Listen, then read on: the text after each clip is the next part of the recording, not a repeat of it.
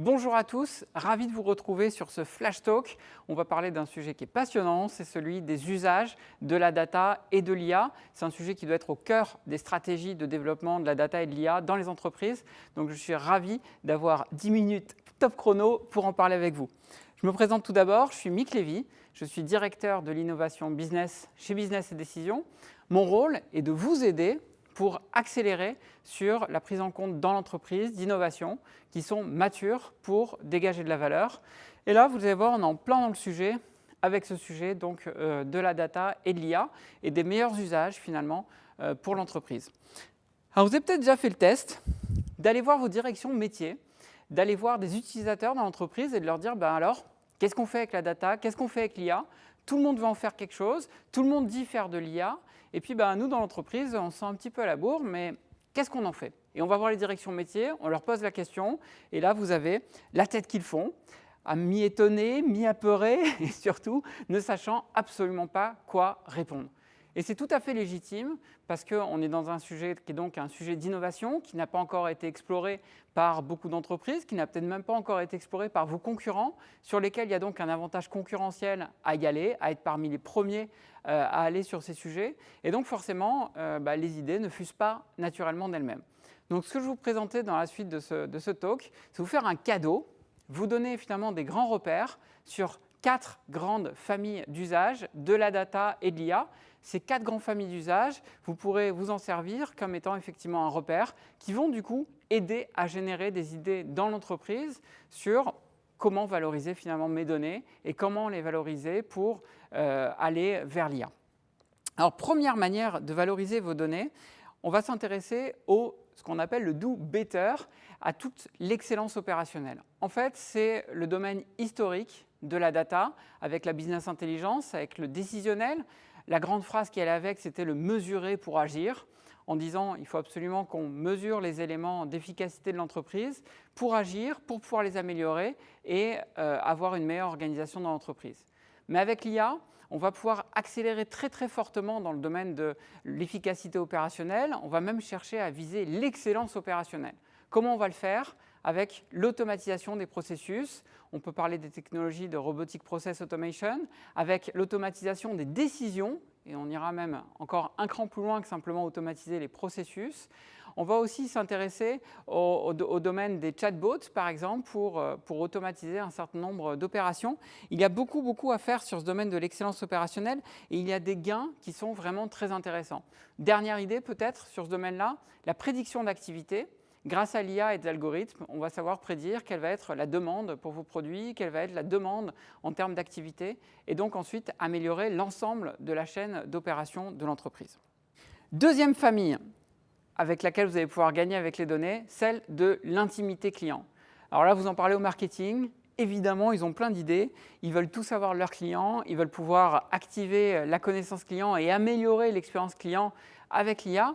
Mais force est de constater que beaucoup de secteurs n'en ont pas encore pris toute la mesure de la puissance qu'on pouvait avoir avec l'IA sur ce domaine de l'expérience client. Donc, qu'est-ce qu'on va chercher à faire? D'abord, améliorer la connaissance client en récoltant un maximum de données, en se servant de toutes les informations disponibles, en créant aussi de nouveaux dispositifs numériques qui nous permettront de récolter de nouvelles informations sur les clients. On va utiliser les outils traditionnels de scoring pour arriver à prédire quels sont les clients qui vont partir à la concurrence ou arriver au contraire à prédire quels clients pourraient être intéressés par l'une de nos offres. Et ensuite, on va chercher avec ça, avec toute cette connaissance, à transformer l'expérience client et à la transformer par de la personnalisation, voire de l'hyper-personnalisation.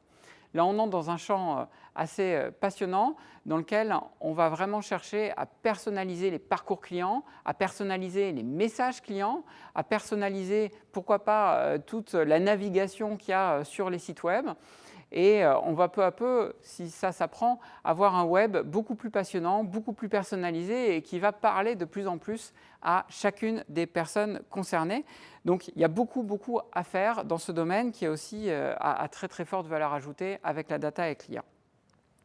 Troisième façon de gagner avec les données, qu'on a appelé cette fois le do right, on va s'intéresser à notre écosystème. Avec le premier domaine, on s'est intéressé à notre fonctionnement interne, à nos propres processus pour l'amélioration de l'efficacité opérationnelle. Dans le deuxième domaine, on s'est intéressé à nos clients. Dans ce troisième domaine, on va s'intéresser à notre écosystème et l'idée est de parvenir à mieux le maîtriser pour s'en sortir encore mieux dans ce contexte-là. Donc on va s'intéresser à tout ce qui est autour de la maîtrise des risques, on va s'intéresser à l'écosystème, pourquoi pas partenarial, dans lequel évolue l'entreprise, on va s'intéresser aussi à l'écosystème en termes de réglementation et on va s'intéresser à tout le domaine de la fraude qui lui va porter énormément de retours sur investissement. Les sujets sur lesquels ça s'est le plus développé aujourd'hui, c'est bien évidemment ceux de la compliance. On peut citer notamment la compliance au RGPD qui concerne toutes les entreprises et pour lesquelles il y a eu des efforts significatifs de réaliser. Mais on va s'intéresser aussi à tous les enjeux de compliance sectoriels, notamment dans les secteurs de la banque, de l'assurance, mais aussi dans le secteur de la santé, qui sont soumis à des demandes de maîtrise de leurs risques et cette maîtrise qui est faite grâce aux données finalement. Et donc grâce à l'IA, on va pouvoir encore accélérer sur cette maîtrise des risques. Mais là, on va pouvoir gagner très très fortement, c'est sur le sujet de la fraude. Alors là encore, on pense évidemment à la fraude dans des organismes financiers, mais toutes les entreprises doivent s'éveiller, arrêter de faire l'autruche sur ces sujets-là, parce que de la fraude, il y en a dans tous les secteurs, et les données vont permettre de réduire ces fraudes, de récupérer un certain nombre de fonds, et en tout cas de dégager un ROI qui est très très fort, un retour sur investissement qui est très très fort sur tous les projets qu'on a pu réaliser dans le domaine de la fraude.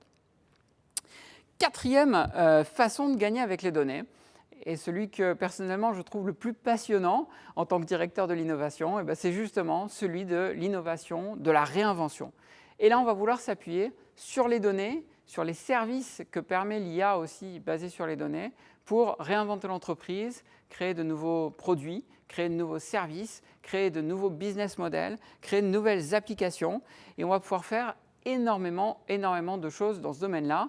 Donc là, il n'y a pas de recette type, puisqu'on est bien dans le domaine de l'innovation, mais il y a énormément d'applications qui peuvent être créées. Et là, ça ne dépend que de vous, que de se ressaisir, que de trouver les idées, que de générer les idées dans l'entreprise pour réinventer votre propre fonctionnement, réinventer votre propre business model.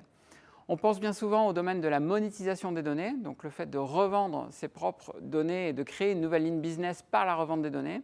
C'est quelque chose qui est en train de se développer, mais avec parcimonie. Il faut être très prudent sur ces domaines-là parce que si c'est pour revendre nos données à nos concurrents, ça ne va pas être très intéressant. Mais les domaines qui sont plus intéressants sont ceux de la servicisation, on pourrait dire, où on va s'appuyer sur les données pour créer de nouveaux services ou pour créer des services qui vont aider à l'utilisation des produits et services traditionnels de l'entreprise. Donc il y a beaucoup de choses à explorer dans ce domaine de l'innovation par les données. Donc je vous le résume, on a donc 4 grandes façons de gagner avec les données. C'est autant donc de repères, comme je le disais, pour imaginer des nouveaux cas d'usage, pour imaginer comment mieux exploiter, comment plus exploiter les données et l'IA dans l'entreprise. Le do better, on va viser l'excellence opérationnelle. Le do more, on va créer de l'intimité avec les clients. Le do right, on va maîtriser notre écosystème, nos risques, la fraude aussi. Et puis l'innovation, on va créer de nouveaux business models, créer de nouveaux produits, créer de nouveaux services directement basés sur les données. Donc vous voyez, c'est tout un programme. Et aujourd'hui, on accompagne un certain nombre d'entreprises pour établir leur stratégie basée sur les données, pour identifier les meilleurs cas d'usage. On va se baser sur cette matrice, sur ces 4 grandes familles de cas d'usage pour parvenir à générer des nouvelles idées. Et c'est pour ça, je vous le disais en introduction, je crois que c'est un véritable cadeau que je vous donne là, que d'avoir ces grands repères sur ce qu'il est possible de faire avec la data et l'IA. Alors, si vous souhaitez aller plus loin avec nous sur ce domaine-là, juste pour vous, on vous a concocté un atelier qu'on a appelé un atelier Data Thinking, qui est une méthode qu'on a mis au point avec un certain nombre de consultants de business et décision, pour vous permettre d'engager vos métiers, d'engager votre IT, d'engager votre management aussi, et d'avoir une approche qui peut être assez large dans l'entreprise autour de ces ateliers, et dont l'idée serait de générer des nouveaux concepts, de nouvelles idées, de nouveaux cas d'usage basés sur les data et qui seront ensuite à la base de votre stratégie data, de votre stratégie IA. Donc si vous êtes intéressé par ces ateliers, n'hésitez pas à nous consulter, à vous rendre sur notre site web, à m'appeler. Je vous ai laissé mes coordonnées sur les premiers slides pour travailler sur ce domaine-là. Enfin, je vous laisse un souvenir avant de partir. Je vous invite à vous rendre sur notre blog, blog.business.decision.com, sur lequel vous retrouverez d'ailleurs cette vidéo ainsi que beaucoup d'autres, puisqu'il y a plus de 400 contenus rédigés, réalisés par nos experts, des contenus vidéo, des images, des articles, sur tous ces domaines passionnants de la data et de l'IA pour les entreprises. Je vous dis à très bientôt et vous remercie pour votre attention. Orange.